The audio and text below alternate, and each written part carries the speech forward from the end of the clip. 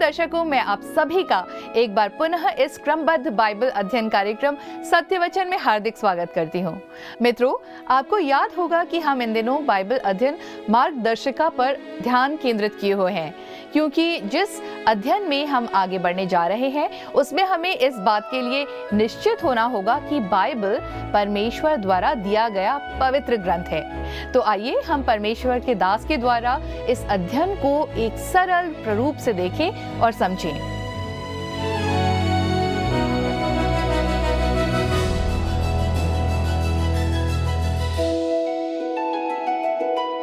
प्रिय मित्रों, आप सभी को एक बार पुनः हमारे परमेश्वर पिता और उसके पुत्र प्रभु यीशु मसीह और पवित्र आत्मा के पवित्र और सामर्थ्य नाम में प्रेम भरा नमस्कार।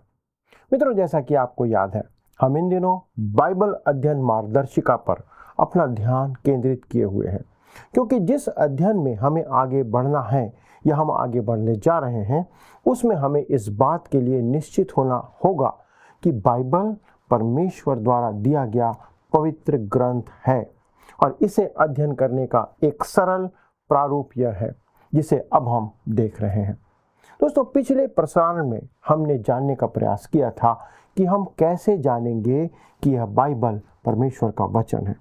मित्रों, इस विषय के अंतर्गत हमने बाइबल के संरक्षण और पुरातत्व विभाग की खोज के आधार पर इस बात को जाना था कि बाइबल परमेश्वर का ही वचन है और अनेक पुरातत्व खुदाई के द्वारा इस बात को बल मिलता है। दोस्तों, अब हम आते हैं एक और विषय पर, जो है आप कैसे जानेंगे कि बाइबल परमेश्वर के द्वारा दी गई पुस्तक है, अर्थात हम कैसे जानें कि बाइबल परमेश्वर प्रदत्त पुस्तक है।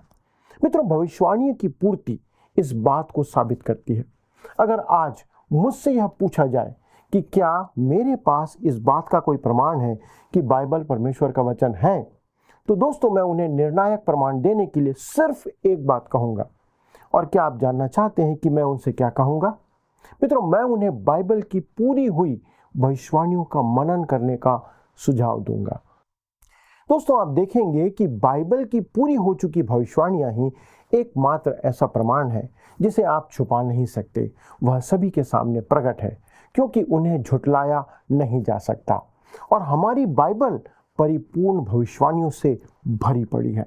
बाइबल के लिखे जाने के समय उसमें 1/4 भाग भविष्यवाणियों का था, जिसका अर्थ है कि जो कुछ भविष्य में घटने जा रहा था, बाइबल ने उन बातों की घोषणा पहले से कर दी थी। मित्रों, वास्तव में उनमें से बहुत सी बातें आज पूरी हो चुकी हैं। जितना कि लोग सोचते भी नहीं, उतनी बातें पूरी हो चुकी हैं। हम बाइबल में अनेक संदर्भ देख सकते हैं जिनकी भविष्यवाणियां पूरी हो चुकी हैं। कुछ भविष्यवाणियां तो भविष्यवक्ताओं के जीवन काल में ही पूरी हो चुकी थी। उदाहरण के लिए दोस्तों, पहला राजा 22 अध्याय में हम देख सकते हैं कि मीकायाह भविष्यवक्ता ने राजा आहाब को चेतावनी दी थी कि वह अपनी योजना के अनुसार युद्ध करेगा तो पराजित होगा और मार डाला जाएगा, परंतु उसके झूठे भविष्यवक्ताओं ने उससे कहा कि वह युद्ध में जयवंत होकर लौटेगा। जो कि दोस्तों आहाब को मीकायाह की भविष्यवाणी पसंद नहीं आई। उसने उसे बंदी बना करके रखने को और भोजन पानी देने का आदेश दिया कि वह जब युद्ध से लौटकर आएगा तब उसके विषय में विचार करेगा। तब इस बात पर मीकायाह ने उसे अंतिम संदेश सुनाया और उस राजा से कहा, आहाब से, यदि तू कभी कुशल से लौटा तो जान ले कि यहोवा ने मेरे द्वारा ये कुछ नहीं कहा था। दोस्तों, अतः स्पष्ट है कि परमेश्वर ने उसे वचन दिया था। क्यों? क्योंकि आहाब उस युद्ध से जीवित नहीं लौटा। दोस्तों, वह युद्ध में मारा गया और उसकी सेना हार गई। उसने अपनी जान बचाने के लिए अपना रूप भी बदल लिया था, परंतु युद्ध के अंत में शत्रु के किसी एक सैनिक के पास उसके तरकश में एक ही तीर बचा था और उसने वह तीर बिना उद्देश्य के, निरुद्देश, बिना किसी सोच विचार के यूं ही उसने उस तीर को चला दिया। और दोस्तों, उस तीर पर आहाब का नाम लिखा था। वह तीर सीधा जाकर आहाब को लगा। क्यों? क्योंकि मीकायाह ने परमेश्वर के कहने पर जो भविष्यवाणी की थी वह पूरी हुई। दोस्तों, इसी के समान एक अन्य स्थल में दूसरा राजा 19 अध्याय के पद 32 में यशायाह ने कहा था कि अशूरों की आक्रमणकारी सेना यरूशलेम पर एक भी तीर नहीं चला पाएगी। मित्रों, यह एक अति रोचक घटना है। जैसे शत्रु के एक सैनिक ने यूं ही तीर चला दिया था, जिस कारण मिकायाह की भविष्यवाणी पूरी हुई थी। अब आप सोच रहे होंगे कि 2 लाख सैनिकों में से एक भी ऐसा सैनिक नहीं होगा जो अपनी तरंग में से एक तीर भी यरूशलेम पर नहीं चला पाएगा। दोस्तों नहीं, क्योंकि यदि एक ने भी तीर चला दिया होता तो यशायाह परमेश्वर का भविष्यवक्ता नहीं माना जाता या नहीं कहलाता, परंतु वह परमेश्वर का भविष्यवक्ता था और इस भविष्यवाणी की स्थानीय पूर्ति के द्वारा से वह परमेश्वर का भविष्यवक्ता साबित हुआ। उसके साथ ही यशायाह ने यह भी भविष्यवाणी की थी कि एक कुंवारी गर्भवती होगी और पुत्र जनेगी। परंतु दोस्तों, यह भविष्यवाणी करीब 700 वर्षों के बाद व्यावहारिक रूप से पूरी होती है। और यदि आपको इसके साथ और भी सबूत चाहिए तो देखिए, बाइबल ने प्रभु यीशु मसीह के पहले आगमन अर्थात उसके जन्म के संदर्भ में करीब 300 से अधिक भविष्यवाणियां की हैं, जो मसीह यीशु के जन्म के साथ पूरी होती हैं। जब प्रभु यीशु मसीह मरते समय क्रूस पर लटके हुए थे, उस संदर्भ में पुराने नियम में भजन संहिता 69 के 21 में एक भविष्यवाणी की गई है जो उस समय पूरी नहीं हुई थी। लिखा है, लोगों ने मेरे खाने के लिए इंद्रायण दिया और मेरी प्यास बुझाने के लिए मुझे सिरका पिलाया। तब दोस्तों, यूहन्ना 19 अध्याय के पद 28 से 30 के अनुसार आप देखते हैं, लिखा है, प्रभु यीशु मसीह ने कहा, मैं प्यासा हूँ, और यीशु के बैरियों ने स्वयं वह भविष्यवाणी पूरी कर दी। दोस्तों, यह वास्तव में एक विस्मयकारी या चमत्कारिक बात है। ऐसी बातें मनुष्य की कल्पना से परे हैं। दोस्तों, यदि आप ध्यान से पढ़ेंगे तो आप पाएंगे कि धर्मशास्त्र बाइबल के पुराने नियम में प्रभु यीशु मसीह के जन्म से पूर्व उसके जन्म की विशेष तौर पर 332 विशिष्ट भविष्यवाणियां दी गई हैं, जो उसके जन्म और जीवन काल में होना पूरी होनी थी, और वे सारी की सारी उसके साथ पूरी हुई। उदाहरण के लिए एक और घटना पर आप गौर करें। दोस्तों, एक मनुष्य के जन्म के करीब 150 वर्ष पूर्व ही उसके जन्म की भविष्यवाणी की गई थी कि कुसरू नामक एक व्यक्ति का जन्म होगा, जो वह मध्य पूर्व क्षेत्र में सत्ता हासिल करेगा और यहूदियों को उनकी बंधुआई से स्वतंत्र कराएगा। यशायाह के 44वें अध्याय में इस घटना का उल्लेख किया गया है। मित्रों, इस भविष्यवाणी के करीब 150 वर्ष के बाद एक पुरुष का जन्म हुआ जिसका नाम कुसरू रखा गया। वह फारस का राजा बना और उसने यहूदियों को उनकी बंधुआई से स्वतंत्र किया। इस आदेश को कुसरू राजा ने पारित किया। दोस्तों, कोई मनुष्य इस बात को नहीं जानता था।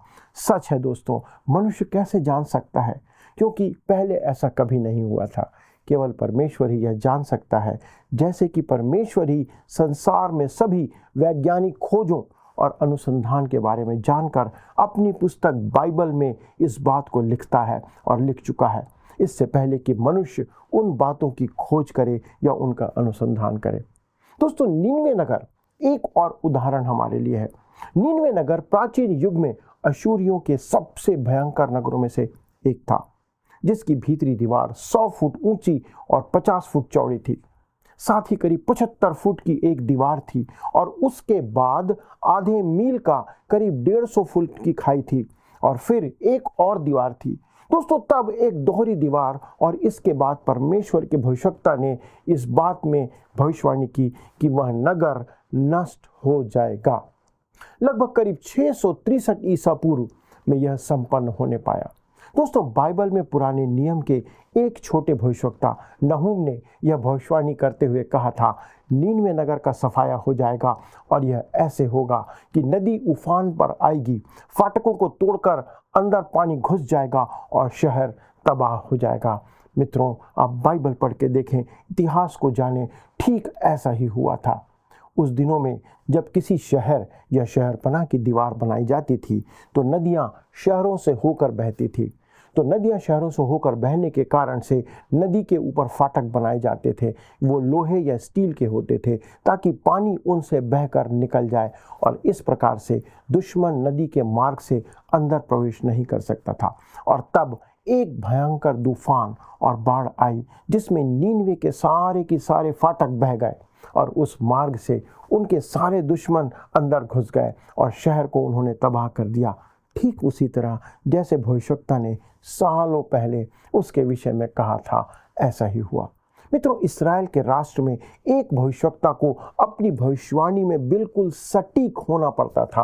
अगर वह सच्चा ना निकलता तो उसे झूठा भविष्यवक्ता मानकर उसे पथरवा करके मार डाला जाता था। परमेश्वर ने ही उनसे इस बात को कहा था कि वे सच्चे और झूठे भविष्यवक्ता में इसी प्रकार से अंतर या परख कर सकते हैं। मित्रों, एक सच्चे भविष्यवक्ता को पहले स्थानीय परिस्थितियों के बारे में बताना या भविष्यवाणी करना होता था, जैसा कि यशायाह ने किया था। जब भविष्यवाणी पूरी हो जाती थी तो वे जान जाते थे, अर्थात जनता जान जाती थी कि वह भविष्यवक्ता जो कह रहा है वो सच्चा है और वो परमेश्वर का भविष्यवक्ता है, और वे उस पर भरोसा कर सकते हैं, जैसा कि यशायाह के ऊपर उन्होंने किया। अब हम पीछे मुड़कर देख सकते हैं दोस्तों, और जान सकते हैं कि भविष्यवाणी पूरी हुई है या नहीं हुई है। इस प्रकार से लोग जानते थे कि ये भविष्यवक्ता सच्चा है या झूठा है। मित्रों, ऐसे ही अनेक भविष्यवाणियां हैं जो पूरी हो चुकी हैं। जैसे सूर और सैदा के बारे में परमेश्वर के वचन में करीब 2500 वर्ष पूर्व कहा गया था। आज उनकी दशा ठीक वैसी ही है जैसा बाइबल में लिखा है। मित्रों, आज मिस्र की दशा भी ठीक वैसी ही है जैसा परमेश्वर ने कहा था। यह सब बड़ा ही आश्चर्यजनक है। मित्रों, आप इस बात को ध्यान रखें कि बाइबल की भविष्यवाणियों का पूरा होना एक सबसे बड़ा प्रमाण है कि बाइबल निश्चित ही परमेश्वर का वचन है। मनुष्य का अनुमान ऐसा सटीक कभी नहीं हो सकता। यहाँ तक कि मौसम विभाग की जो पूर्व सूचना हमें मिल जाती है, मौसम विभाग उससे चूक जाता है। मित्रों, मैं आपको गणित के लॉ ऑफ प्रोबेबिलिटी या संभावना के नियम के आधार पर आपको एक उदाहरण देकर समझाना चाहता हूँ कि अनिश्चित अनुमान लगाने के कारण गणित के इस नियम के अनुसार मनुष्य कभी भी सही भविष्यवाणी नहीं कर सकता। मान लीजिए कि मैं आपसे कहता हूं कि आने वाले कल में वर्षा होगी, तो अब बारिश होने की संभावना आधी रह जाती है। कारण ये कि बारिश हो सकती है और बारिश नहीं भी हो सकती है। वर्षा हो सकती है या नहीं, यह बात असंभावना में व्यक्त की गई है। अब आप मान लीजिए कि मैं आगे कहता हूं कि कल सुबह 9 बजे पानी बरसना आरंभ होगा। दोस्तों, यह भी एक अनिश्चित अनुमान है जो मैं कह रहा हूं। पहले तो मेरे अनुमान के पूरे होने की आधी आधी संभावना थी कि वर्षा होगी कि नहीं, परंतु अब यह संभावना आधी की भी आधी रह जाती है, अर्थात 25% संभावना रह जाती है कि सुबह 9 बजे बारिश होगी। दोस्तों, अतः मैं जितना अधिक अनिश्चित अनुमान लगाता जाऊंगा, उस घटना के घटने की संभावना उससे आधी से आधी से आधी होते चले जाएगी। दोस्तों, यह एक अनिश्चितता के अनुमान या लॉ ऑफ प्रोबेबिलिटी का नियम है। अब मान लीजिए कि मैं कहता हूं कि सुबह 9 बजे पानी बरसना आरंभ होगा और दोपहर 2 बजे वर्षा थम जाएगी। मित्रों, निश्चित जानिए कि मेरी भविष्यवाणी के पूरे होने की संभावना अब आधी की और आधी रह जाती है, अर्थात मात्र 12.5% इसकी संभावना रह जाती है। अब क्या आप मेरी भविष्यवाणी के सही होने की कल्पना कर सकते हैं? शायद आप नहीं कर सकते। दोस्तों, यह तो केवल 3 तथ्यों के आधार पर एक बात थी जो यहाँ पर बताई गई है, परंतु यदि मैं ऐसे ही करीब 100, 200 या 300 तथ्यों को भविष्यवाणी में जोड़ दूं तो मेरी भविष्यवाणी पूरी होने की संभावना नहीं के बराबर रह जाएगी। ऐसा होने की संभावना बिल्कुल समाप्त हो जाती है। परंतु परमेश्वर का वचन ऐसा नहीं है मित्रों, वह कभी चूकता नहीं है, वह सर्वदा सही होता है। बाइबल सबसे अधिक असंभावना के क्षेत्र में भी सही और सटीक भविष्यवाणी करती है, और मेरे लिए यह एक प्रमाण है कि बाइबल परमेश्वर का वचन है। दोस्तों, आप बाइबल की तुलना किसी से नहीं कर सकते। मैंने आपको भविष्यवाणियों की पूर्ति के कुछ ही उदाहरण दिए हैं, परंतु परमेश्वर के वचन में अनेक ऐसी भविष्यवाणियां हैं जो ज्यों की त्यों पूरी हुई हैं, और प्रसंगवश इससे यह भी स्पष्ट होता है कि इस विधि द्वारा भविष्य के संबंध में जो भी भविष्यवाणियां की गई हैं वो अब तक पूरी नहीं हुई हैं। वे भी निश्चित हैं कि वे भविष्य में अपने समय आने पर पूरी हो जाएंगी जो अब तक पूरी नहीं हुई हैं। दोस्तों, इसके आगे हम बढ़ते हैं और एक और सबूत को देखते हैं जो कि प्रकट करता है परिवर्तित जीवन का सबूत। अंत में मैं 2 उदाहरण दे करके अपनी बात को साबित करने का प्रयास करना चाहता हूं कि बाइबल परमेश्वर का वचन है। उनमें से एक है विश्वासियों का परिवर्तित जीवन। दोस्तों, मैंने यह अनुभव किया है कि परमेश्वर का वचन पुरुष और स्त्रियों के जीवन में ऐसे काम कर सकता है कि उन्हें बदल सकता है। इस समय मुझे एक व्यक्ति के बारे में याद आती है जो हमारे बाइबल अध्ययन कार्यक्रम में शामिल हुआ करता था। उसके जीवन में बहुत सी परेशानियां थी और जितना मैं जानता हूं दोस्तों, उसका जीवन अनेक पापों में लिप्त था। दोस्तों, यह व्यक्ति हमारे प्रसारण से परमेश्वर के वचन का अध्ययन करना आरंभ करता है। ऐसे बहुत से लोग हैं जो एक के बाद एक परमेश्वर के वचन को सुनकर ही अपना जीवन बदल लेते हैं। पर दोस्तों, यह व्यक्ति सप्ताहों और महीनों तक वचन सुनता रहा और हमारा विरोधी और कठोर विरोधी होता चला गया। क्रोध में आकर उसने हमारे परामर्शदाता से एक बार कहा, जब रोमियो की पत्री पर तुम्हारा अध्ययन चल रहा था, अगर तब मैं तुम्हारे पास पहुंच पाता, जब तुमने मुझसे पापी कहा था या मुझे पापी कहा था, तो मैं तुम्हारा मुंह तोड़ देता।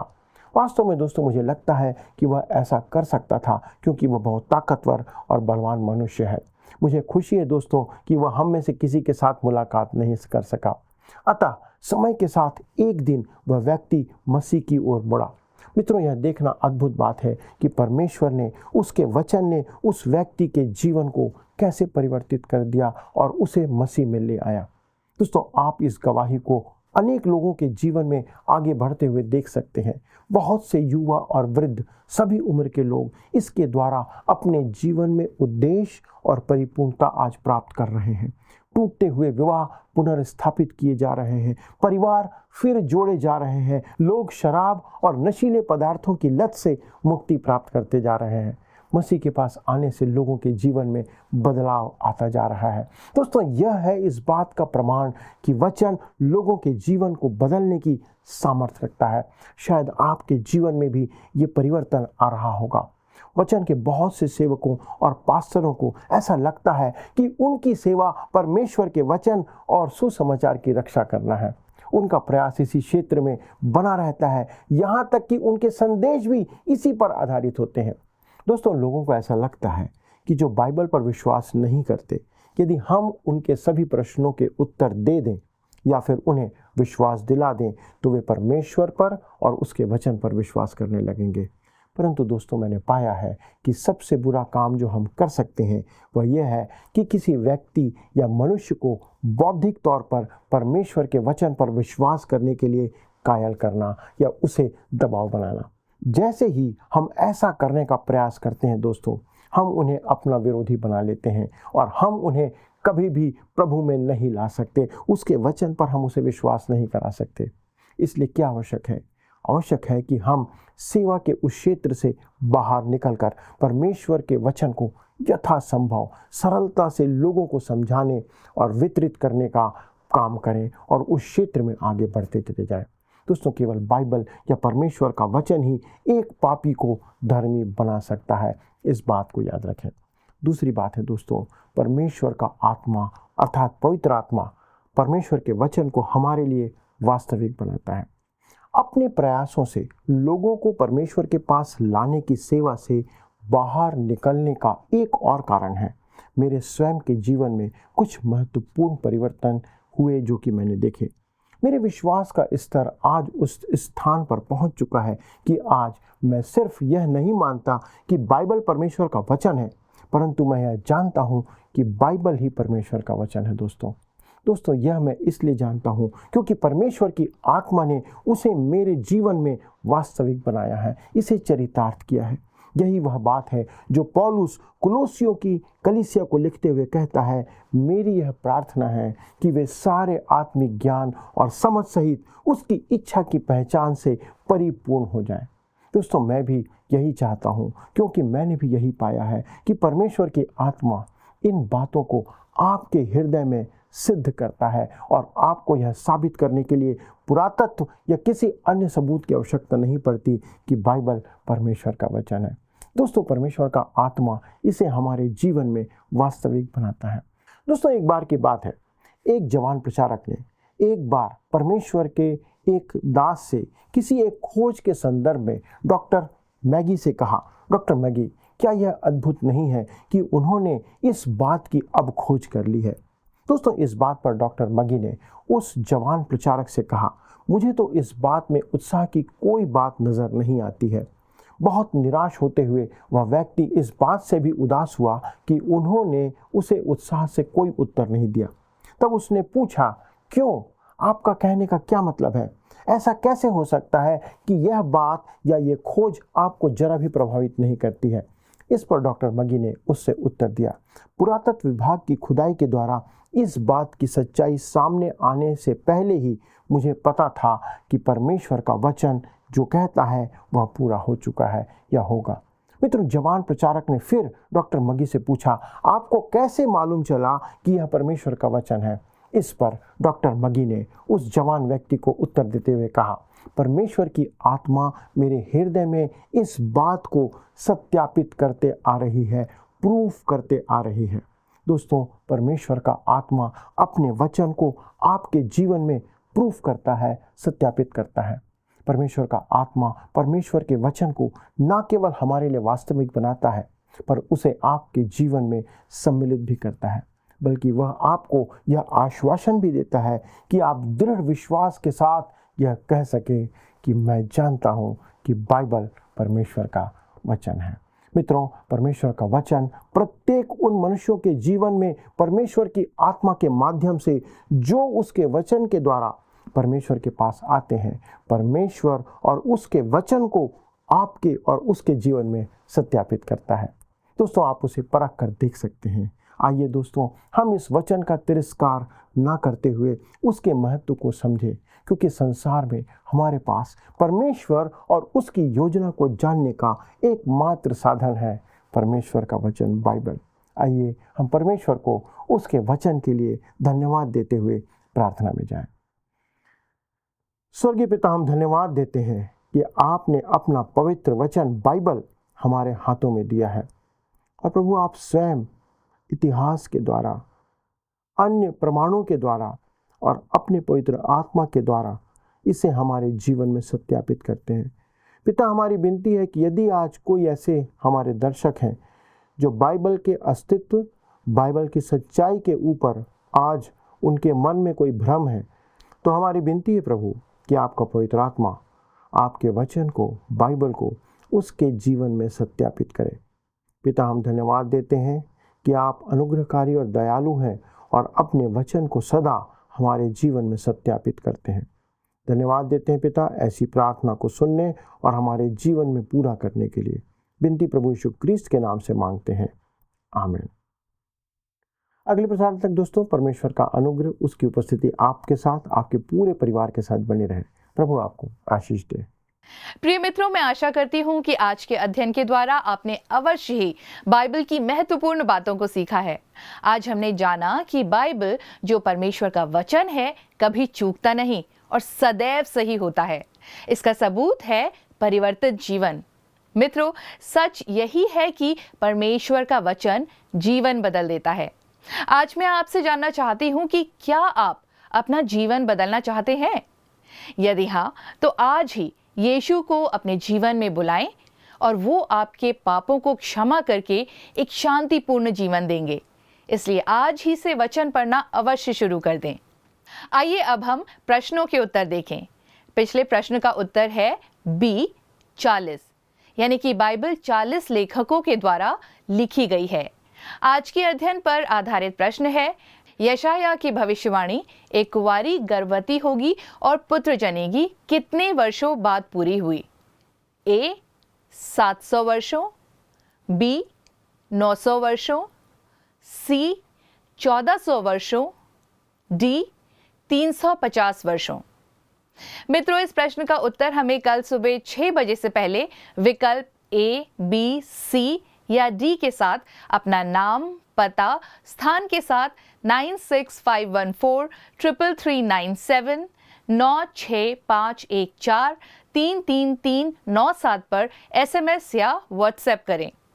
यदि आप इस अध्ययन को दोबारा सुनना चाहते हैं तो स्क्रीन पर दिए गए वर्ड रिसाउंड्स टुडे हिंदी लिखकर आप हमारे YouTube पर सुन सकते हैं। अधिक जानकारी और प्रार्थना के लिए आप दिए गए नंबर 9651433397 पर संपर्क कर सकते हैं। हमारे परामर्शदाता आपकी सहायता करेंगे। परमेश्वर आप सभी को आशीष दे। क्या आपको यह कार्यक्रम पसंद आया? अभी हमें एक मिस कॉल करें और आप अगले विजेता हो सकते हैं।